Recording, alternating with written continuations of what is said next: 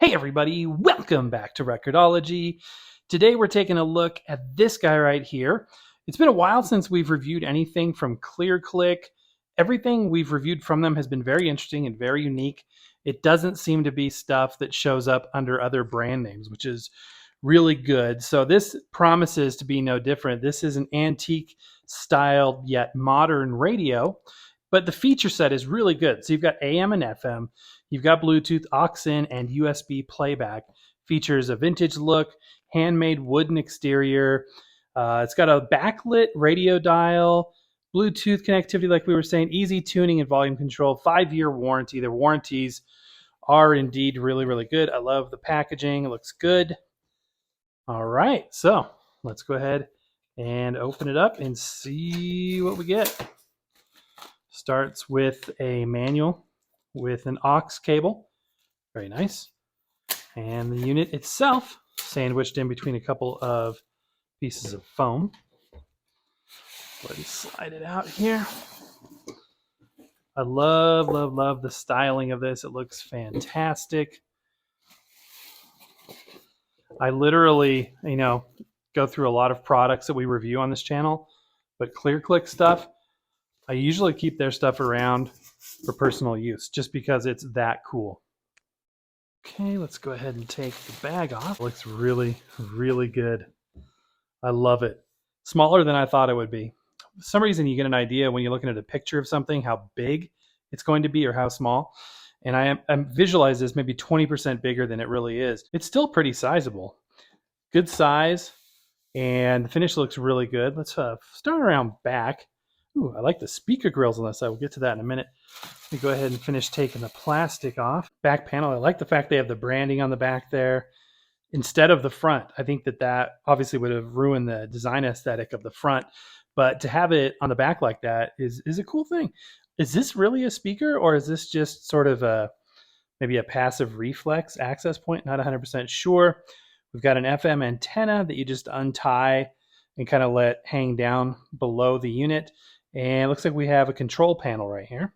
We're going to start by removing the clear film. Now, this is very smart in my opinion. They've put the modern controls on the back. And again, from a design aesthetic, this would have, looked obtrusive on the front, but, on the back here, it works good. So we've got the USB connection, put a thumb drive in there, and that will allow us to play back files. And then over here, we've got the transport controls, which are forward, backward, play, and pause. And then the USB on and off has its own switch, and that's a mechanical switch. That's really unique. I like it. And it looks like if you did need to service it, it's fairly accessible with these screws. This panel looks like it comes right off. Okay, let's look around the side and then the front. Like I was saying before, this is a fantastic design aesthetic. I love that vintage speaker grill fabric. Let's get a close-up look at that. And you can get a close-up look of the texture of the device as well. It says that it is a handmade wooden exterior, which is really cool. And this does indeed have texture to it. It's not just a smooth veneer. That looks great. That looks really, really great. And if we look on the front here, we've got a continuation of that speaker grill fabric and then our radio dial down there.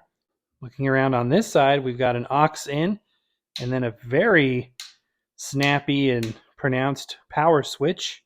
It's even labeled right down there. So it looks like this can do a lot of fun stuff. Let's look at the dial there up close. We do have a volume knob. And is that a 2-position knob? No, it isn't.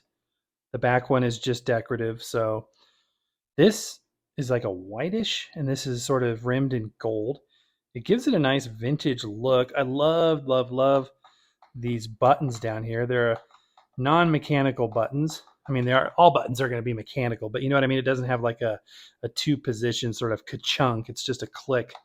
But those look really good too. And then the tuning knob is also not a dual position. So what looks like dual position knobs are really single position knobs. And there you can see the dial itself.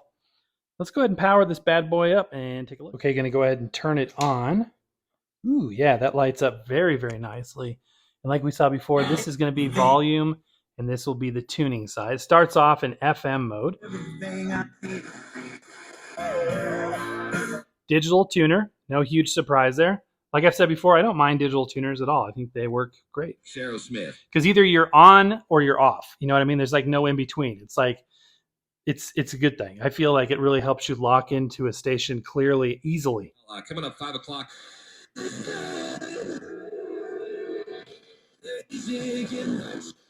It's just $50 a month for 2. Wow, it's got a lot of punch. I mean, I'm turning the volume up Unlimited data.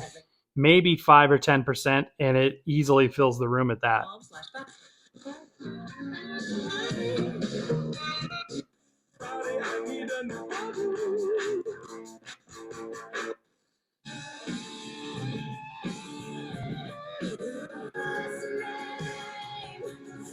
Important to all of it. He got a feeling you ain't feeling. I know a lot of people enjoy just listening to other people's radio dials in other cities, so trying to spend a minute just kind of going through part of the FM. If we're gonna know this mountain, man, it sounds good.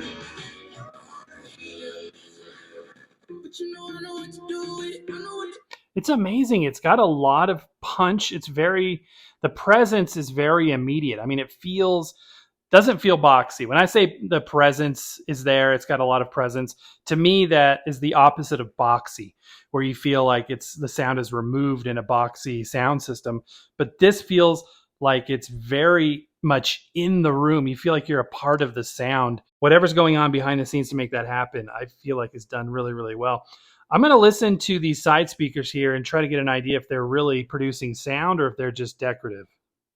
I feel that these speakers up here, I think there's 2 of them, probably one here and one there, are the active drivers. These ones on the side, I think those are just open grills to the enclosure, because I do hear sound coming out of it, but it's much more subdued than what's coming directly out of here. And then putting my ear up against this is definitely passive reflex opening. So you hear like those sort of passive bass notes back there, but I don't think there's a driver.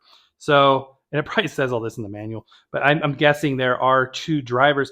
That being said, the sound quality is great. Let's go over to AM.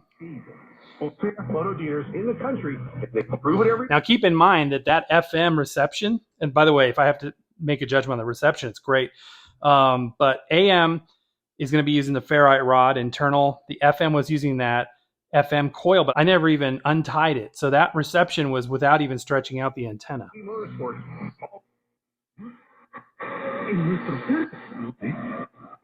to be amazing, and you're going to crush it, bud. I need you to be sweating Argentina with me coming to Croatia.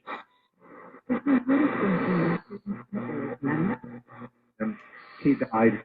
It's still very warm and rich, even on the AM. I want to see what this kid can do now. When the Broncos inevitably move on from their head coach, which seems likely right now, we're going to say, what happened? Why did it go this way? And we're going to specifically... Denver Broncos? Is there a football team around here? Boy, you don't hear much about those guys in the press right now. It's not the best season. Not the best season for Broncos. Yeah, it sounded good. The reception was good. There was a lot of stuff on the AM. It's not unlikely for the AM to sound pretty vacant on a radio that doesn't have great reception, but I was pulling up all kinds of stuff there. Yeah, that was really good. And this right here will be the Bluetooth / radio switch. I like it's blue. That's kind of cool. And let's go ahead and try some of those functions on the back. Let's start with the USB and just play back some MP3 files.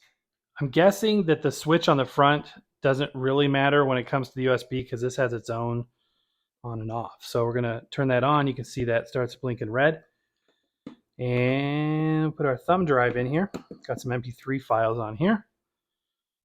Spin it around and see what happens. Start here in country music, and sooner or later I know that you're going to hear a whole lot about a real fine youngin' by the name of Patsy Cline, and we'd like to... All right, let's skip through it a little bit. How are you, honey? Just fine. I know. Orange. And by the way, everything you're hearing today, audio-wise, is coming straight off my lavalier. So if I were to use the front-facing microphone, you'd even probably hear a richer sound.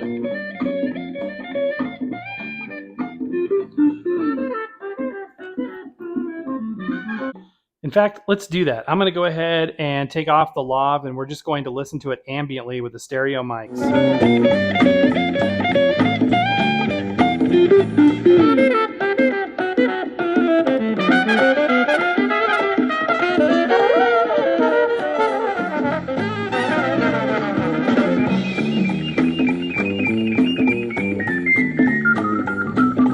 And while we're at it, let's go to FM. Let me turn this off back here. I'm going to press that power button if I can get to it without looking back there. Okay, so now we're on FM.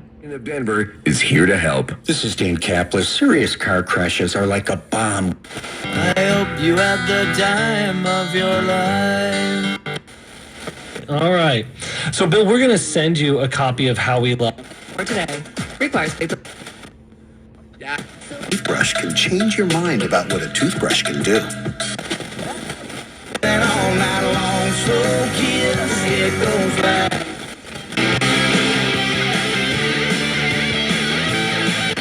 Hey, book now at Amtrak.com. Hey, Denver, it's Not a sponsor. Okay, so yeah, it sounds good as you can hear. Let's go ahead and connect an aux input next. Okay, I've got the aux cable plugged in there. I'm going to plug it into this CD player. Make sure my volume is turned up. Sounds good to me. Sounds really, really good. It was a little bit lower volume, even with the headphone jack cranked on this CD player, and this cranked as well. I noticed the volume, like that was cranked to get, you know, a listenable level. Next, let's try the Bluetooth. I'm going to use this same CD player device because this one transmits Bluetooth. So let's go ahead and test that part out. I'm going to start by unplugging the headphone jack. I'm going to click over here. Now I think, okay, there we go. I flipped the switch in the back to the off position. It had to be on for the Aux-In. And now we are in Bluetooth mode, so it's going to be pairing. Okay, I found it. It's labeled as vintage radio. So I selected it. Okay, so it found it. I am going to now play that same CD. I'm going to skip tracks there just to change it up a little bit. All right, and now we're listening on Bluetooth. Final thoughts on this device. This is an easy thumbs up for me. I haven't reviewed a ton of vintage, retro, modern, Bluetooth-enabled radios lately because I feel like we did a lot of that in the past. And there is sort of a limited appetite for this type of a product. However, this one was unique enough and it was just intriguing enough. I'm like, we have to look at this. And I'm glad we did because this thing is a winner all the way around. Everything works fine. The radio was stellar. You get AM radio, which is becoming more and more rare, which is bizarre. The USB capability from the back, the aux input, the Bluetooth, the retro styling. I like this all the way around. So I'll put a link in the description below. Would be curious what your thoughts are. But my friends, that is going to do it for today. So happy record hunting. Happy Vlogmas. We'll see you tomorrow.